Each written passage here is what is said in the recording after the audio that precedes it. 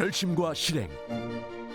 우리가 만드는 비행기를 가질 수 있고 반드시 국산화시켜야 되겠다. 그런 의지가 있었는데 그 대가는 고독.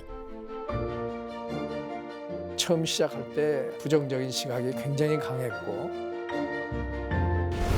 가슴 아픈 의심. 우리가 어떻게 비행기를 만들 수 있겠느냐. 말도 안 되는 소리 끊이지 마. 전쟁 같았던 창공의 사투.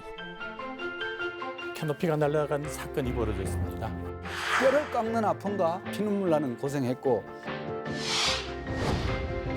그렇게 실현한 웅비의 꿈. 가장 큰 자극과 밑거름이 됐다라고 이렇게 생각을 해요. 지금도 가슴이 뭉클해요. 국산 항공기 개발. 세계 최고의 비행기가 됐는데 전 세계 수출할 수 있는 우리가 얻은 것과 남은 숙제는 무엇인가?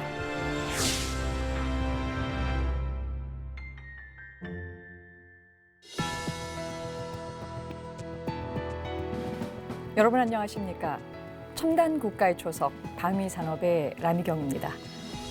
대한민국이 최초로 개발한 국산 공군 항공기 KT-1 웅비. 한국 방위 산업에서 워낙 중요한 무기 체계이기 때문에요. 우리 방송에서도 약 40여 차례 이미 그 개발 과정을 소개해드렸는데요.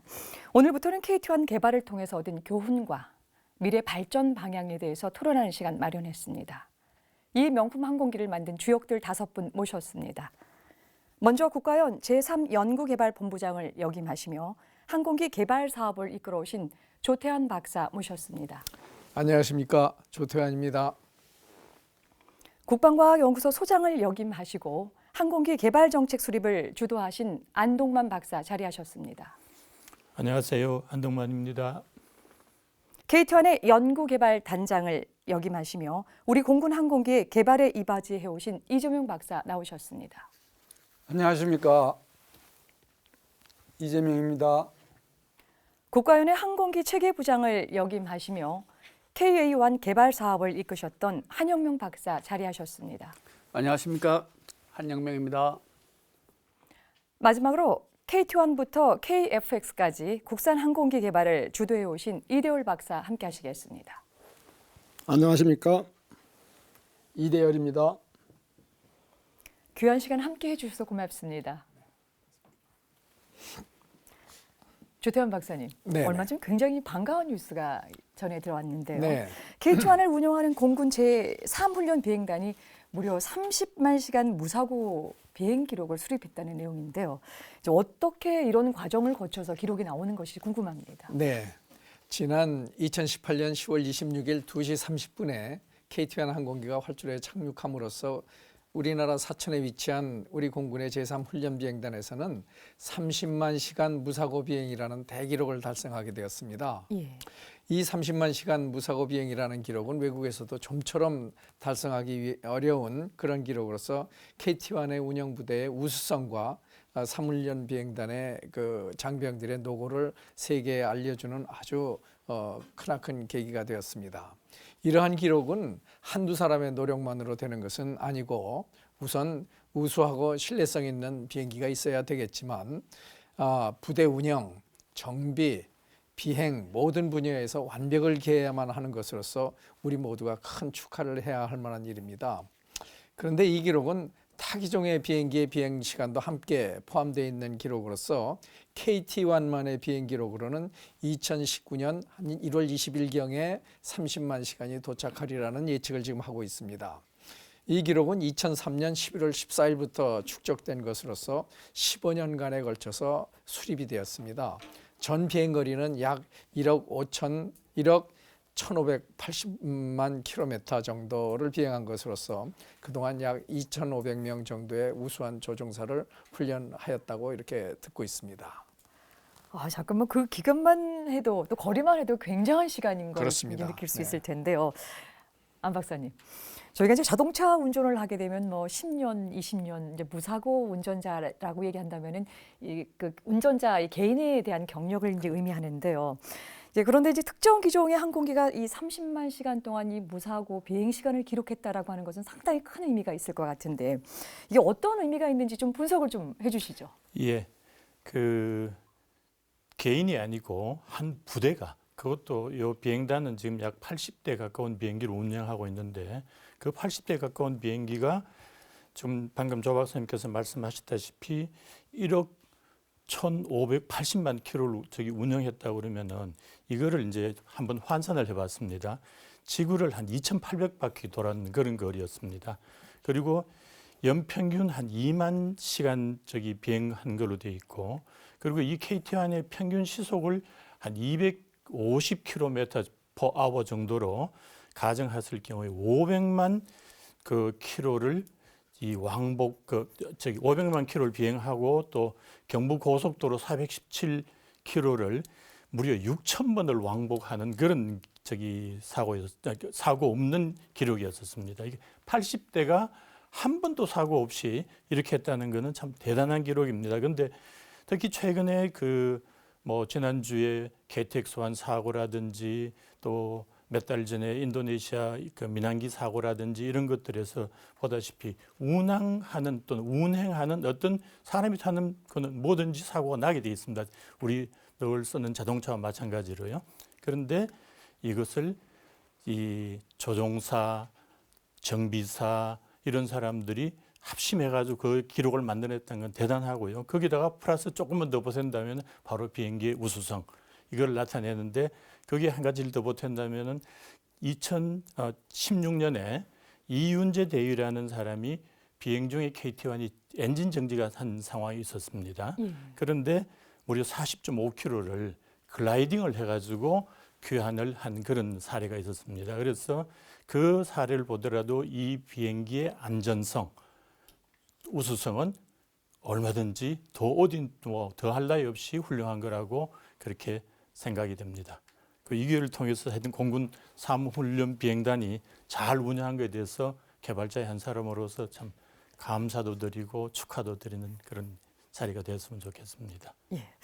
이제 무엇보다도 이 그 비행기 항공기의 우수성과 안전성이라고 하는 것이 우수하다라고 하는 걸 말씀을 주셨는데 저는 이제 지금 생각하는 게 바로 지구를 2,800바퀴나 돌았다라고 하는 그 거리를 지금 감지해 보는데요.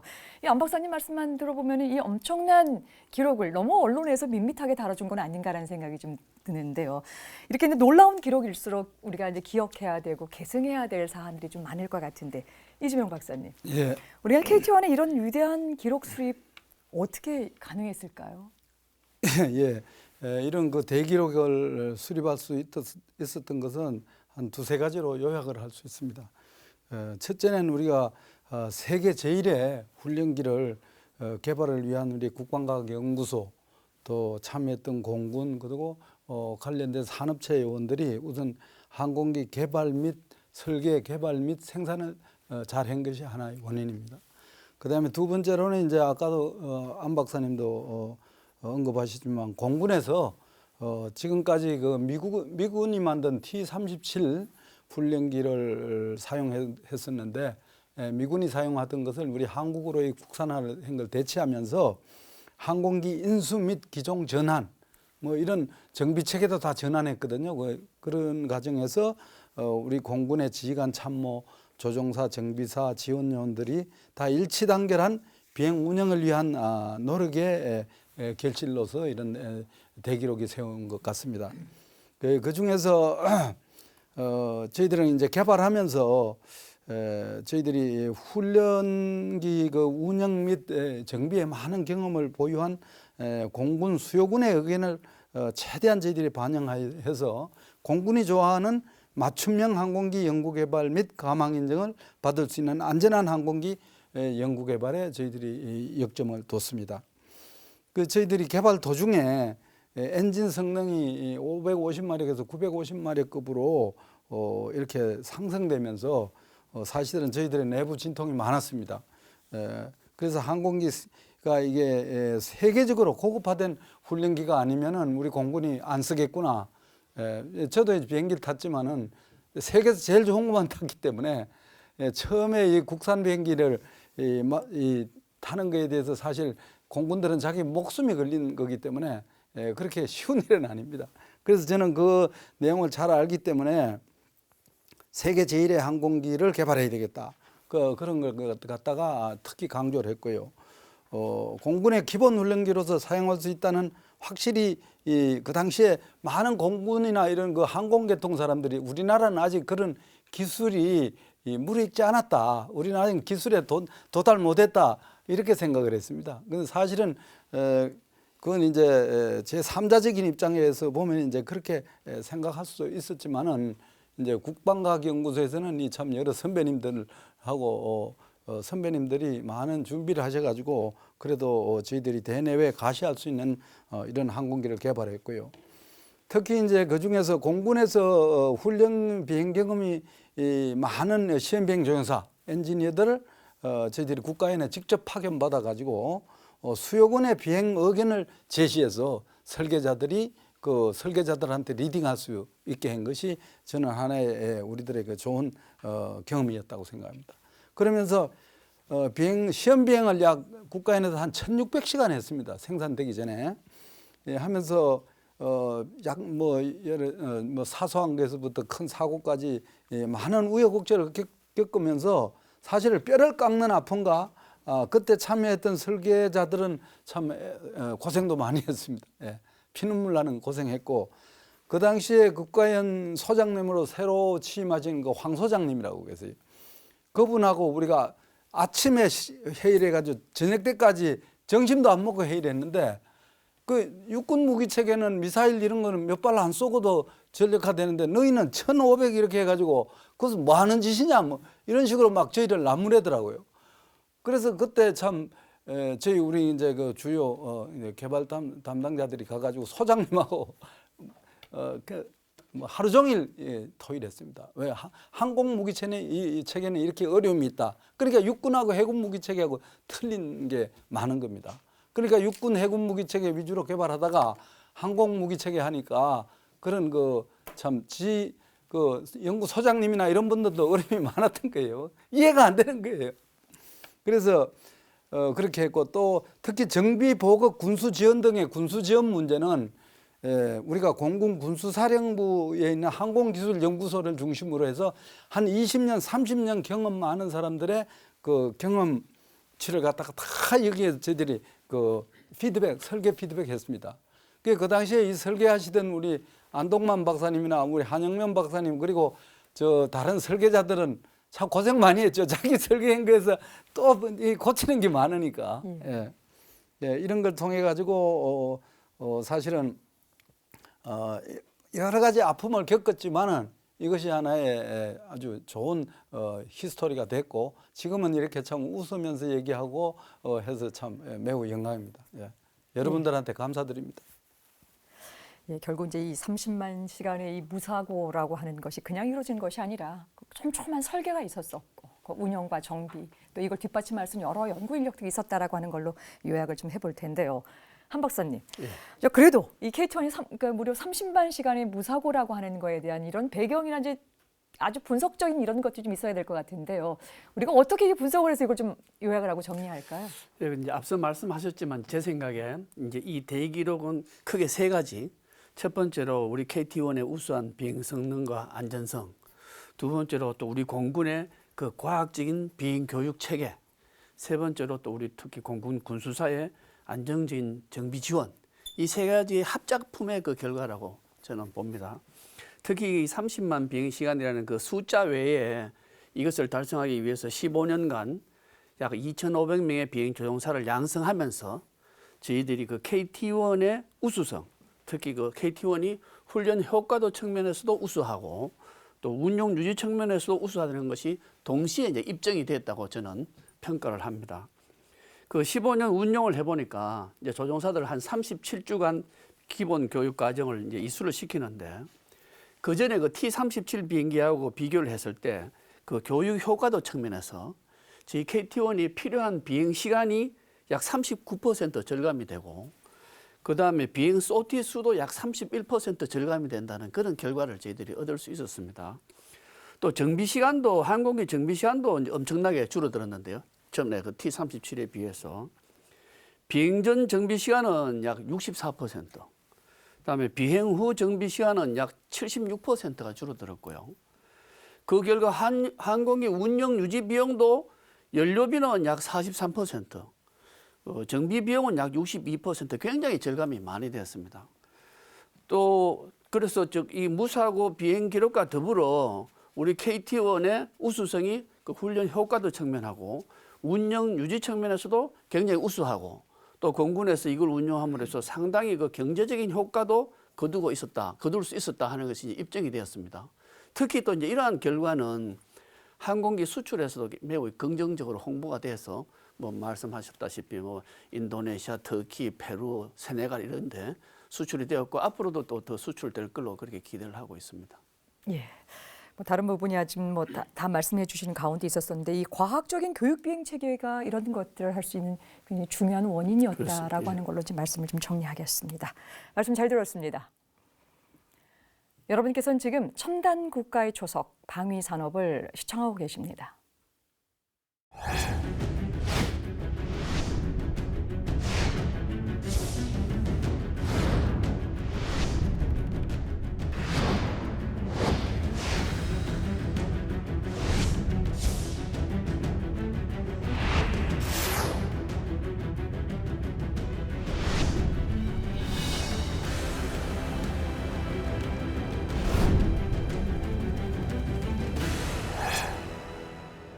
첨단 국가의 조석 방위 산업. 오늘은 KT-1 개발 과정에서 얻은 교훈과 미래 발전 방향에 대해서 토의하는 첫 번째 시간 진행하고 있습니다. 지난 2018년 11월 26일이었죠. 이때 KT-1이 30만 시간 무사고 비행 기록에 대해서 이야기를 좀 나누고 있는데요. 이대월 박사님, 우리가 만든 첫 공군 항공기로 이 세계 최고의 기록을 수립했다니 정말 자랑스러운데요. 이 자랑스러운 기록이 우리 방위 산업, 특히 이제 항공기 개발 분야에 가져올 영향력이 상대적으로 클 것 같은데 어떻습니까? 앞서서 좋은 말씀들 많이 해주셨는데요. 이 단일 기종으로 30만 킬로라는 거는 세계 최초라는 게 상당히 큰 의미가 있습니다. 저희가 그동안에 그 KT-1에 대한 성능에 대해서는 이미 그 시험 평가를 통해서 입증이 됐지만 사실 운영 유지에 대해서는 여태까지 그 입증이 안 됐는데 이번 기회를 통해서 운영 유지하면서 30만 킬로미터를 무사고로 비행했다는 거, 그것도 단일 기종으로 또 세계 최초라는 데 상당한 의미가 있습니다. 그래서 그 의미부터 먼저 말씀드리고 싶은 거는 원래 방위 산업이라는 거는 이 자주국방을 목표로 해가지고 시작을 했는데요. 이 자주국방을 한다는 거는 결국은 항공기 개발 기술이 있어야 되는 거거든요. 항공기 개발 기술이 있어야 되는데 이 KT-1을 통해 가지고 우리가 30만 킬로를 무사고로 30만 시간을 30만 시간을 무사고로 했다는 거에 대해서는 굉장히 중요한 이벤트이기 때문에 여기에 대한 의미는 우리가 이제는 항공기 개발하는데 외국 의존도에서 탈피할 수 있다 하는데 저는 의미를 두고 싶고요. 그 결과 아마 앞으로 T-50도 30만 시간을 무사고로 할 수 있다는 가능성이 있고 또 앞으로 개발할 KF-X도 우리 국산 전투기도 30만 시간 이상을 무사고로 할 수 있다는 그 가능성이 있다는데 큰 의미가 있다고 저는 보고 있습니다. 그래서 앞으로는 우리가 항공기를 개발하는데 성능도 좋지만 아주 안전한 항공기를 개발할 수 있는 우리 항공기 개발 기술 능력 그거를 이제 기반을 확립했다 하는데 그 의미를 두고요. 그 영향으로 볼 때는 앞으로 수출이 가능하다. 더 지금까지 수출한 게 우리가 뭐 5대양 6대주 해서요. 인도네시아, 터키, 페루, 세네갈 했지만은 이번에도 뭐 스페인하고 뭐 거의 수송기 들어오고 우리가 반대로 훈련기를 갖다 수출할 수 있는 그런 기회가 아마 상당히 수출이 확대되지 않을까 하고 특히 그 인도도 지금 얘기가 되고 있고 뭐 카나다도 좀 얘기가 되고 있고 그래서 앞으로 지금까지 판 그런 항공기 대수보다 더 많은 항공기가 전 세계 시장에 팔려 나가지 않을까 그러한 그 영향을 좀 생각해 볼 수가 있고요. 또 한 가지는 그 앞으로 공군이 새로운 또 훈련기가 필요합니다. KT-1 후속으로. 그래서 우리 공군에서도 이제 아마 그러한 이제 차세대 우리 훈련기에 대해서 이렇게 이제 전 세계적으로 그 안전한 이런 그 훈련기가 이제 개발이 됐기 때문에 자신감을 가져가지고 아마 더 좋은 리ኳ이먼트 요구도를 내서 우리 공군이 쓸 수 있는 차세대 훈련기를 요구하지 않을까. 그래서 이제 우리가 개발할 때는 그 우리 공군뿐만 아니라 전 세계 수출할 수 있는 그러한 어떤 맞춤형 모듈열 이런 좀 선진화된 설계 기법을 사용을 해가지고 우리가 앞으로는 이게 이제 수출을 하면서 또 우리 내수도 창출할 수 있는 그러한 영향이 있지 않을까 이렇게 생각합니다. 예.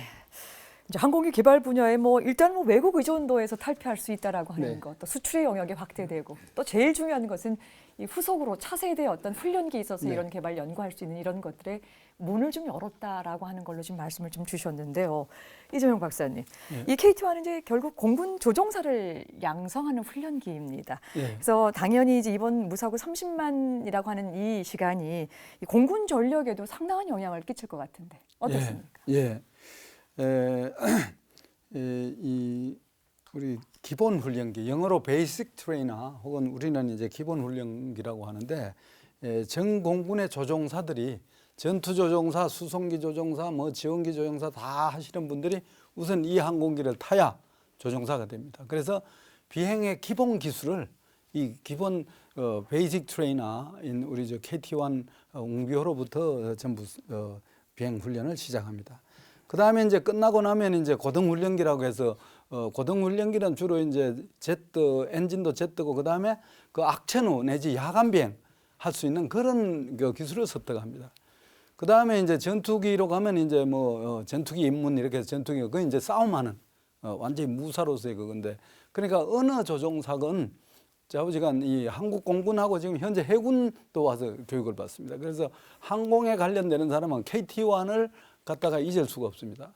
저는 이제 미제 비행기는 T-18이라고 옛날에 그 노스 아메리칸에서 나온 비행기를 탔는데 지금 일평생도 그 비행기 보면은 지금도 가슴이 뭉클해요. 내가 처음으로 조종사가 됐던 비행기. 그러면서 KT-1은 전 공군 해군의 항공기를 그 하는 운영하는 사람들한테는 하나의 이 마음의 고향입니다. 그리고 지금 우리가 수출해서 인도네시아나 터키나 이런 나라들은 사실은 제가 보기에 나무 무기를 써준다는 거는 이게 형제국입니다. 예, 제가 이번에 그 여행하면서 터키 가서 느낀 게 이게 그냥 말로만 뭐 고구려 시대 때만 형제가 아니고 지금도 형제다 하는 걸 느꼈습니다. 그래서 그만큼 기본 훈련기는 이 영향력이 큽니다. 예. 우리는 이제 이 KT-1 하기 전에는 T-37이 자기 비행기를 개발하고 그 엠브레아를 개발하고 비행기 T-37을 완전히 못 쓰는 거 버려놨던 거 우리가 주워서 가져와서 새로 정비해가지고 썼습니다. 이 남강 계획이라고. 그때는 우리가 비행기 개발 못하는 그런 서러움이 굉장히 많았죠. 예. 그래서 지금까지 공군 해군 조종사가 기본 비행 훈련 과정을 거쳐간 사람이 약 한 2,500명 됩니다. 예. 그 사람들에게도 이 우리가 독자 개발한 항공기가 훈련기라는 것이 아주 자랑스러울 것이고 이 웅비 KT-1은 공군 해군 전력의 기초가 될 것입니다. 예. 그리고 KA-1은 이제 공중 통제기로서 그거 했는데 그게 뭐 하는 거냐 하면은 이 전쟁이 벌어지면은 이 전투기들은 이제 높은 고도고 그 다음에 속도가 빠르기 때문에 밑에가 잘 안 보입니다. 그러면 막 적 아군이 막 이렇게 붙어서 싸우면은 뭐 어느 부대가 어느지 잡다 아군을 공격할 수 있습니다. 그런 거 할 때 우리 통제기가 유사시에는 우리 이제 강력한 전투기들을 갖다 유도해가지고 근접 작전을 성공적으로 할 수 있는 그러한 이 막중한 임무를 가지고 있습니다. 그래서 KA-1에서 전장에서 적을 쳐부술 수 있던 막중한 역할을 수행할 걸로 기대하고 있습니다. 예, 말씀 잘 들었습니다. 이미 이제 수립한 기록도 중요하겠지만요. 더 중요한 것이 이제 미래의 이야기겠죠. 한 박사님, 이제 30만 시간 무사고 비행 기록이 갖는 의미와 영향력이 이런 부분들을 낭비하지 않고 미래 발전의 동력으로 이게 활용되기 위해서는 우리가 어떤 노력을 좀 해야 되겠습니까? 이제 KT1을 우리가 개발 성공하고 한 20여 년 정도 이제 운용을 해보면서 이 항공기를 국내 개발하는 것이 그 운용 유지 측면이라든가 여러 가지로 이게 효과적이다라는 것이 이제 입증이 된 거죠. 그래서 이제 그것이 동력이 되어 가지고 많은 그 항공기 개발 후속 사업이 사실은 진행되었습니다. 우리 다 아시다시피 고정익에서는 고등훈련기 T-50, 경공격기 FA-50, 그다음에 생도 실습기 스크리너라고 하는데 KT-100 등이 이제 순차적으로 개발 완료됐고요. 드디어 이제 그래갖고 드디어 한국형 전투기는 지금 현재 개발 중에 있죠, 저희들이. 그다음에 회전익에서는 기동 헬기 수리온 개발이 완료되었고, 다음에 소형 무장 헬기 개발이 진행 중에 있습니다. 그래서 많은 사업들이 후속 사업으로 지금 진행하고 있습니다.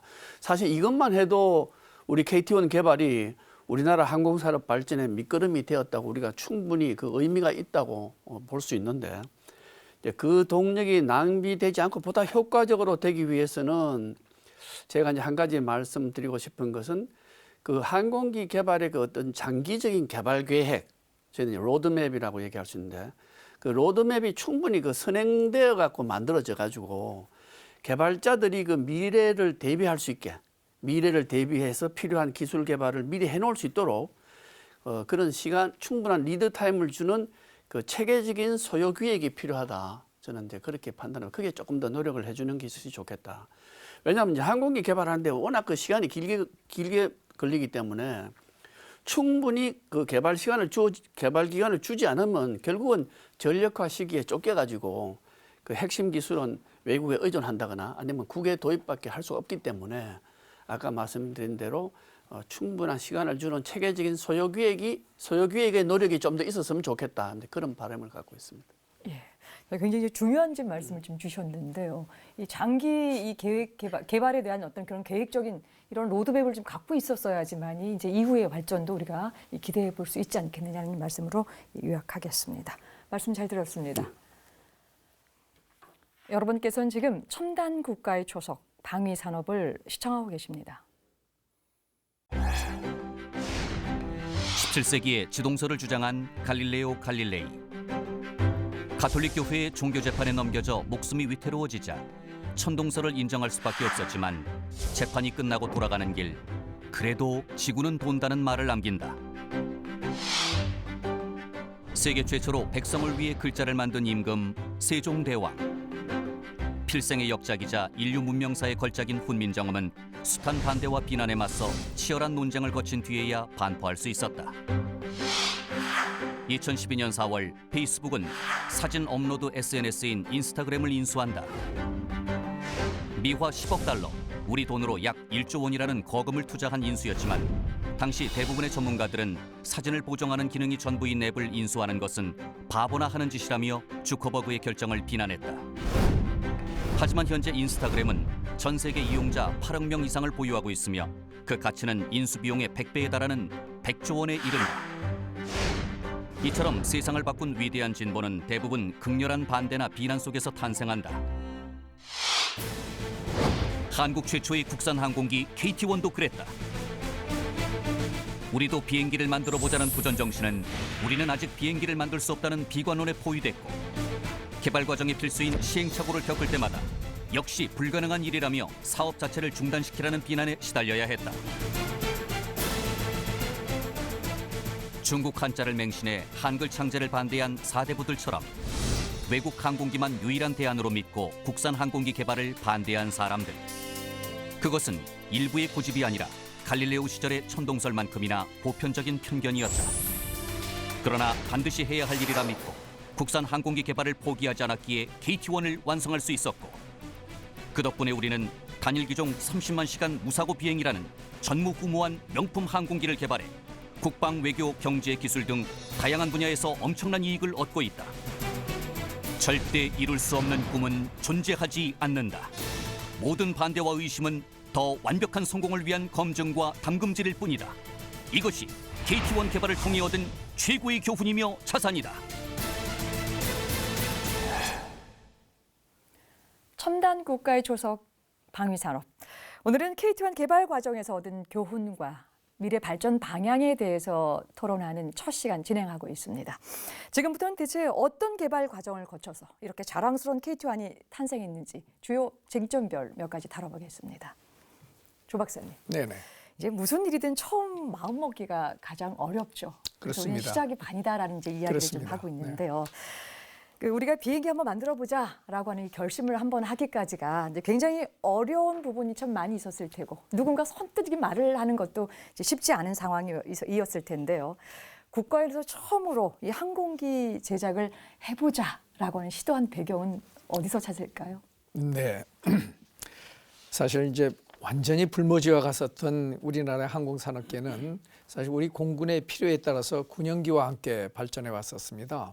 6.25 전쟁 이후에 정말 아무것도 없던 그런 땅에 미국에서 개발했던 P-6나 F-86 등의 전투기를 운영하면서 우리 공군에서 정비와 정비 기술 같은 것들이 필요했기 때문에 우리 군 요원들을 교육하기 시작한 것이 항공 교육의 기본 시초였었습니다. 예.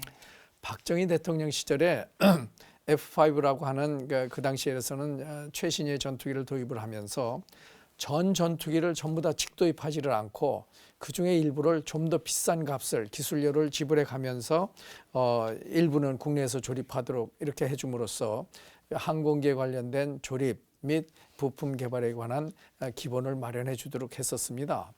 그 당시는 항공기를 운영했던 그 경험이 있었던 회사가 대한항공밖에 없었기 때문에 정부에서는 대한항공에다가 이 업무를 주었고 그리고 기내의 정비시설, 활주로 등을 마련해 줌으로써 항공산업의 기초를 그 당시 마련했었습니다.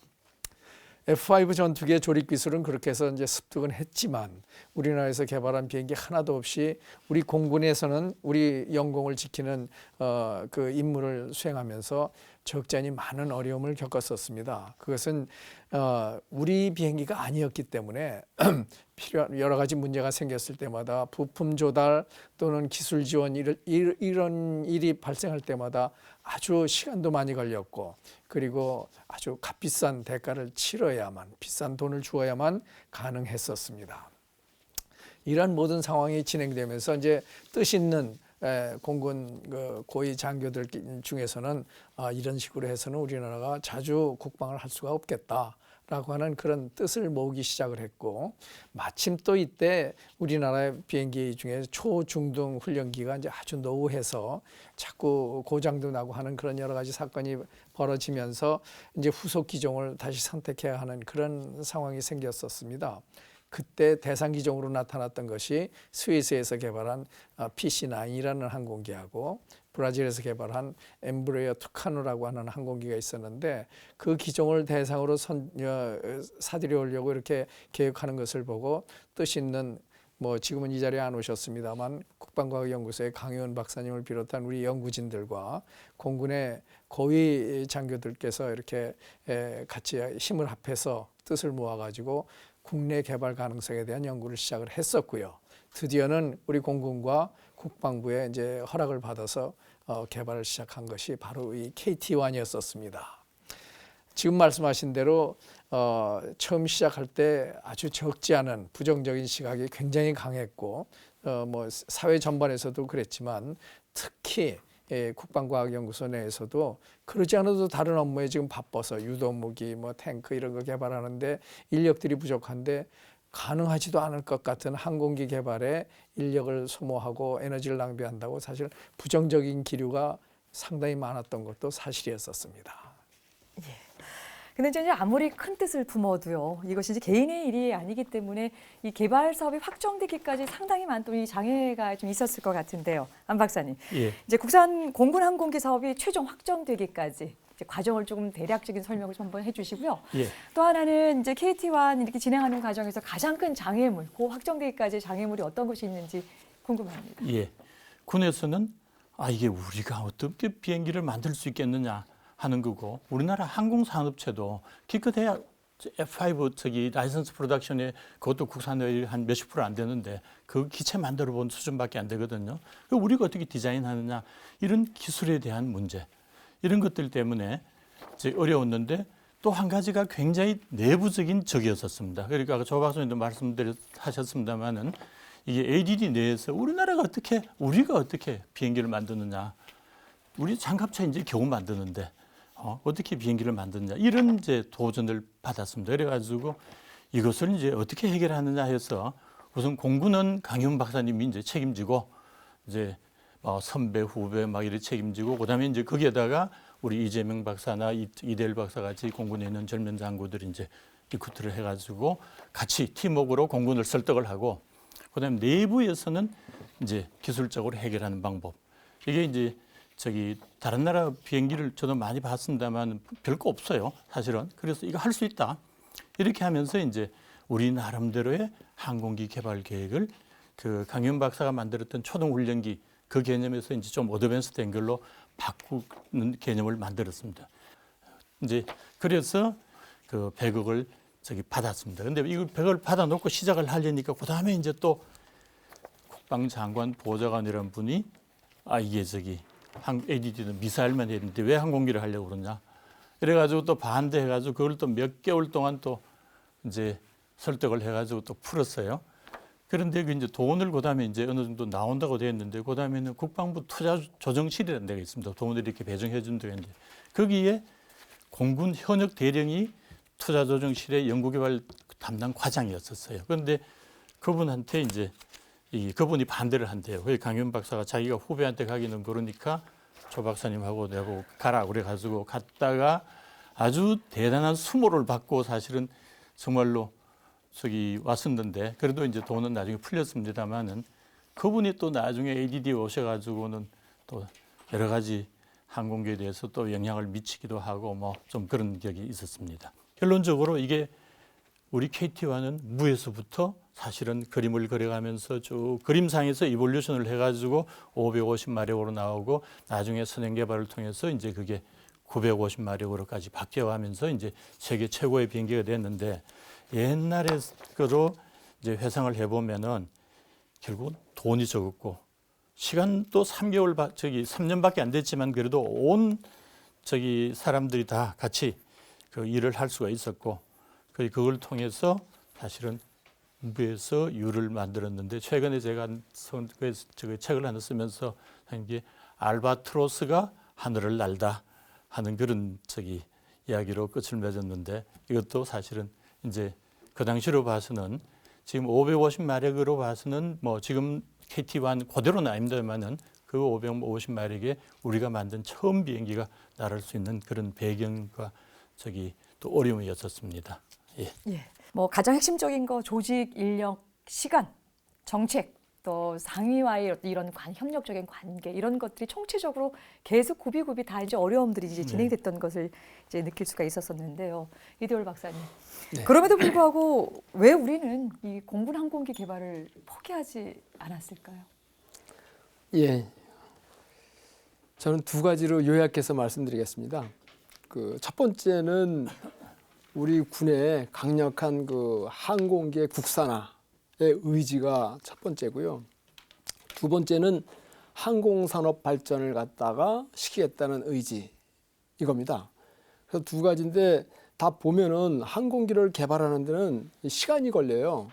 한 10년 정도 주기로. 근데 우리가 이제 항공기 그 당시에 T-41이라고 T-41 초등 훈련기하고 T-37 중등 훈련기를 교체하는 시기거든요.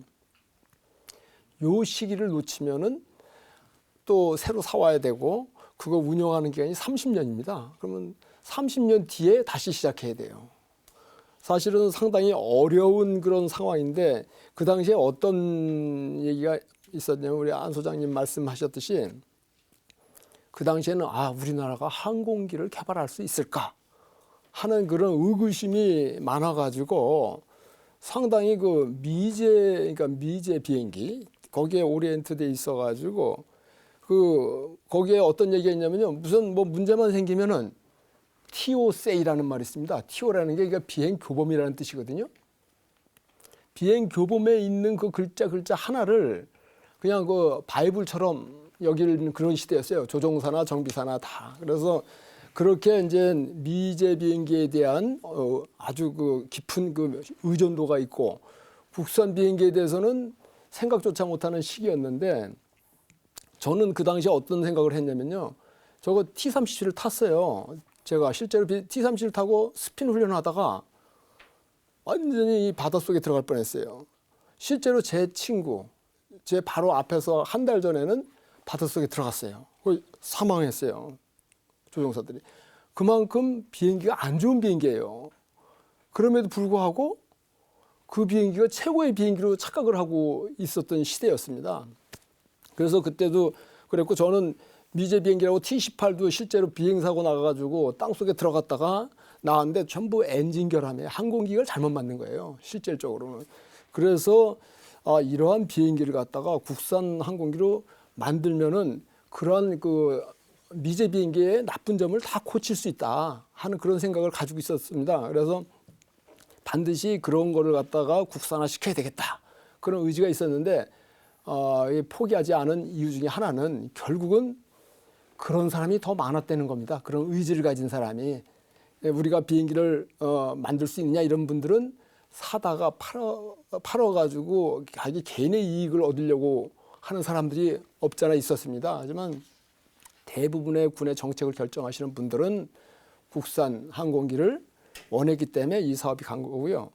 또 아울러 가지고 항공산업 발전이라는 게 지금 KT-1, T-50, KF-X 이렇게 지금 개발하고 있는데요.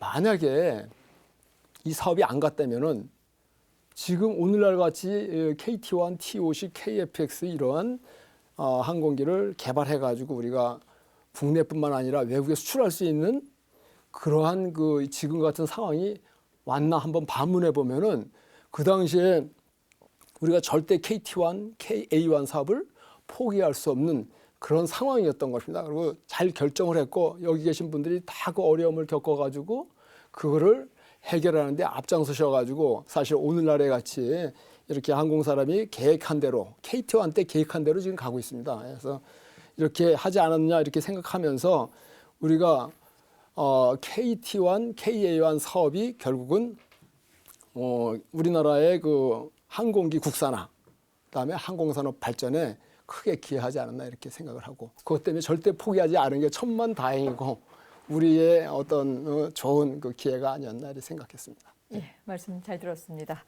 이제 마무리 정리 말씀 이제 듣겠는데요. 이제 KT-1의 30만 시간 이 무사고 비행 기록에 대한 다양한 이야기 좀 나누고 있고요. 국산 공군 항공기 개발 사업이 갖는 의미를 오늘 나와주신 5분의 패널에 각각의 이야기를 좀 잘 들어봤는데요. 이제 KT-1과 KA-1 사업이 성공되기까지 꼭 기억돼야 될 사건이나 사람 많이 기회 안 드리겠습니다. 딱 한 가지씩만 해서 정리 말씀 듣겠습니다. 먼저 이대월 박사님께서. 예.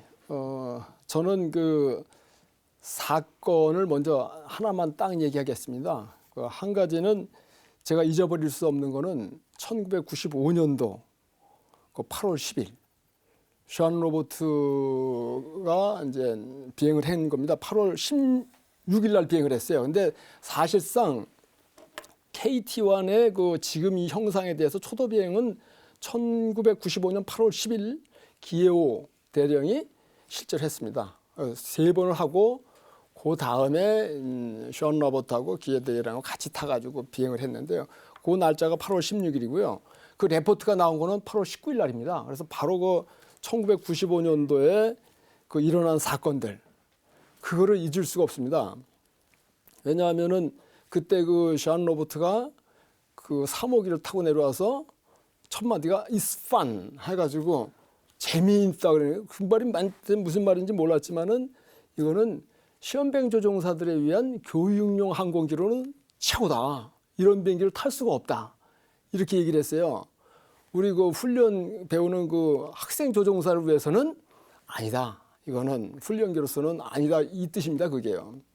왜냐하면 시험비행 조종사는 이상한 비행기를 타봐야지 평상시에 타보지 못하는 그런 비행기를 타야지 자기가 그거를 평가하고 교육을 또 시킬 수가 있어요. 그래서 그분이 그 한 얘기가 이제 기억이 나는데요.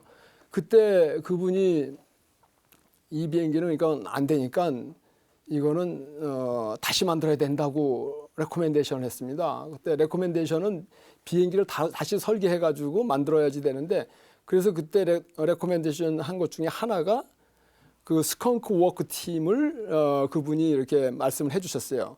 그래서 그 락히드 마틴에서는 그런 거를 했다 그래가지고 설명을 해주셨는데 그때 결국은 무슨 얘기냐면은 모든 비행기를 다 고치려면은 3년 동안 설계한 거를 지금 3개월 100일 만에 고쳐야 된다는 얘기입니다. 그거를.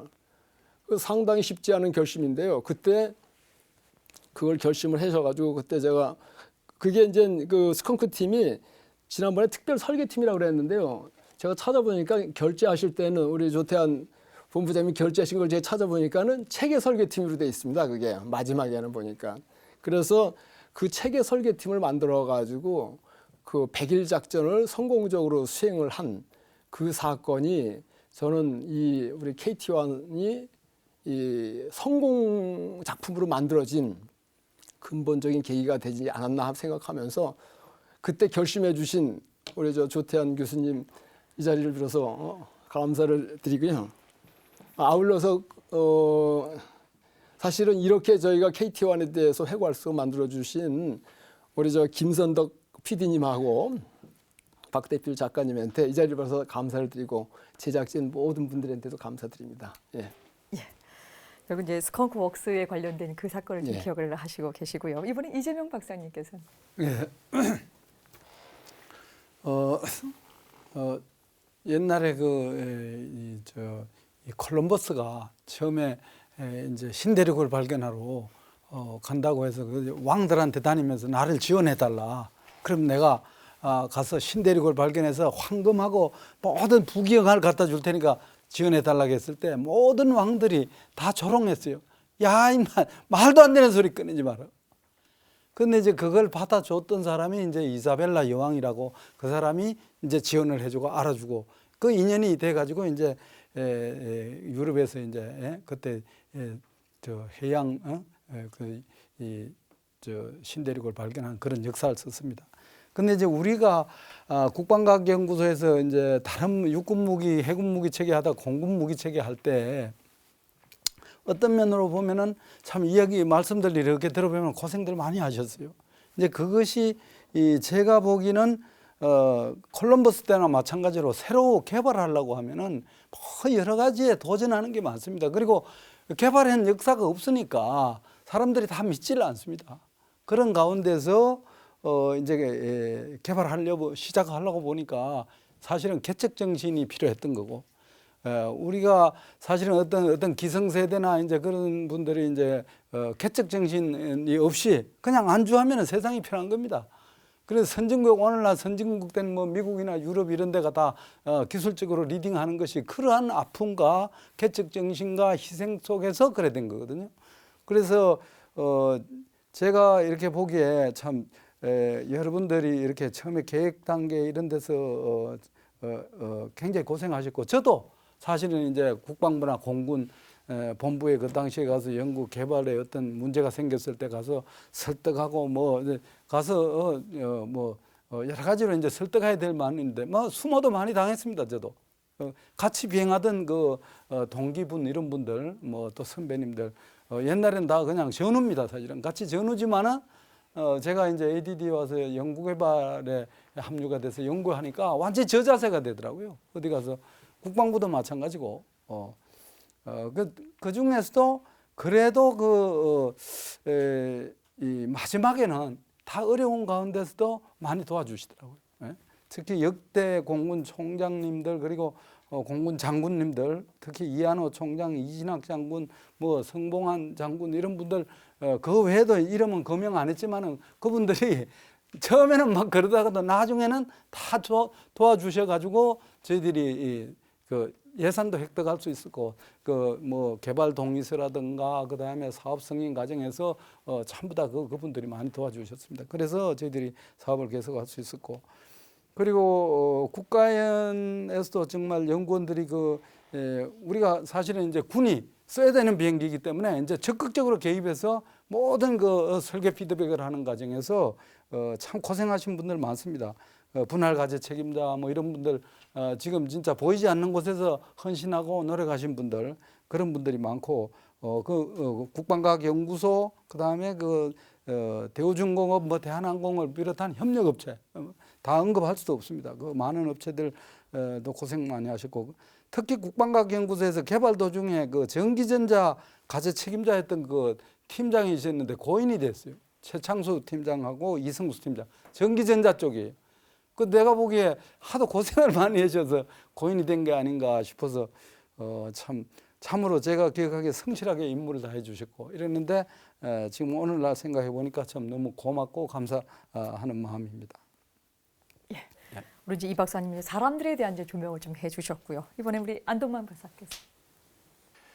저는 이진호 우리나라에 처음으로 만든 테스트 파일로트 이 사람에 대해서 저는 굉장히 여러 가지로 어프리시에이션을 하고 싶습니다. 왜냐하면은 이 사람이 사실은 초도 비행이라는 걸 아까 PL2 초도 비행할 때 아무도 안 타려고 그래서 저 이익은 군수사령관이 타듯이 새로운 거 만들어 놓으면 아무도 안 탑니다.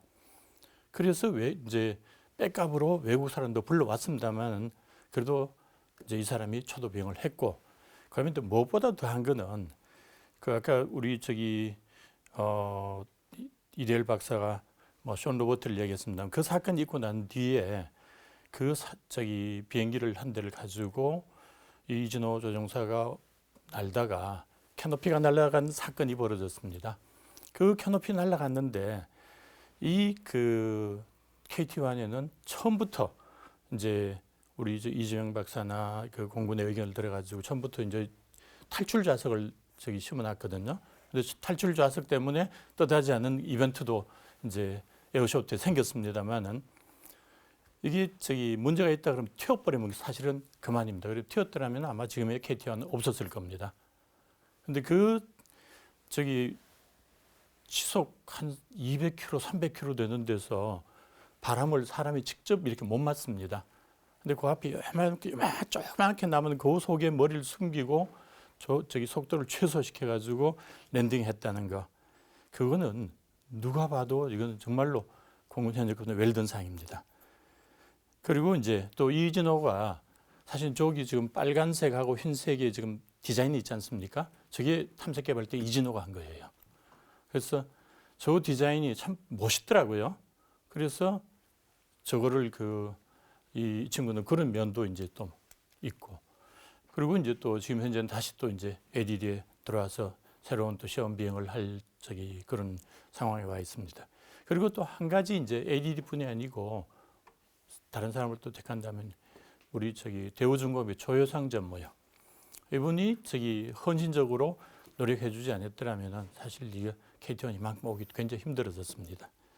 그리고 이제 아까 숀 로버트를 대단히 칭찬을 했습니다만 저는 아주 배드가이라고 지금 그걸 하고 싶은데 이유는 이게 무슨 문제든지 평가를 하면은 대안도 내놓고 또 그거를 완만하게 표현해 줄 수 있는 방법도 많았는데 아주 이상한 형태로 했었고 그리고 이제 아주 또 외국인으로서 국가에 하나 생각한다면은 아까 전에 얘기한 헌들리라는 친구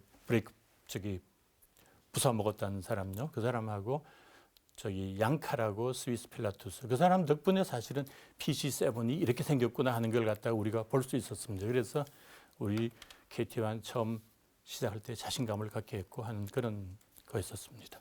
예, 말씀 잘 들었습니다. 이제 마지막으로 조태환 박사님께서. 사실은 KT-1이라고 하는 이 항공기 개발 과정이 너무나 트라우마틱한 과정을 거쳐왔기 때문에 사실은 그 관련돼서 기억이 되는 사람이 한두 사람이 아니에요. 뭐 일일이 다 거명하기는 그렇고 제가 가장 고맙게 생각하는 분들은 이제 공군 참모총장을 역임하셨던 분들, 김옥래, 박춘택 장군님 이런 분들이 사실 그 당시에 다르게 결심할 수 있었음에도 불구하고 이 방향으로 쫓아주신 데 대해서 굉장히 감사하게 생각하고요. 그리고 그러한 공군 참모총장님을 설득하는데 제 힘 가지고는 사실 역부족일 때 우리 그 당시 국방과학연구소 소장님이었던 배문환 소장님이 항상 같이 쫓아다니면서 정말 전방위에서 지휘를 해주셔서 대단히 고맙게 생각을 합니다. 이제 감사한 사람이고 지금 이대열 박사님도 안 박사님도 숀 로버트에 대한 말씀을 하셨는데 전 사실은 그 숀 로버트의 그 평가가 우리 항공기가 오늘 있게 해준 아주 가장 큰 자극과 밑거름이 됐다라고 이렇게 생각을 해요. 그 당시는 사실 눈앞이 아찔했습니다. 그 평가를 듣고 공군에서는 이 비행기 안 되겠다, 우리 도입하자라고 막 돌아가고 있는 중이었기 때문에 저희들 아주 있는 힘을 다해서 공군 참모들 전체들과 함께 저희들 같이 가서 연석 회의도 하고 뭐 등등 해서 간신히 그 100일을 벌었던 겁니다, 그 당시에. 그리고 그 100일 동안 저희도 고생했지만 업체에 정말 헌신적으로 노력해 주었고요. 여러 가지로 참 감사한 사람들 많았었습니다. 예, 오늘 5분 말씀 잘 들었습니다. 고맙습니다. 대한민국은 국산 공군 항공기를 만든 나라입니다. 과연 이 말에는 어떤 가치가 포함되어 있을까요? 우리는 그 가치에 무엇을 또 할 수 있을까요? 다음 시간엔 이런 주제를 가지고 이야기 나눠보겠습니다. 시청해 주셔서 고맙습니다. 안녕히 계십시오.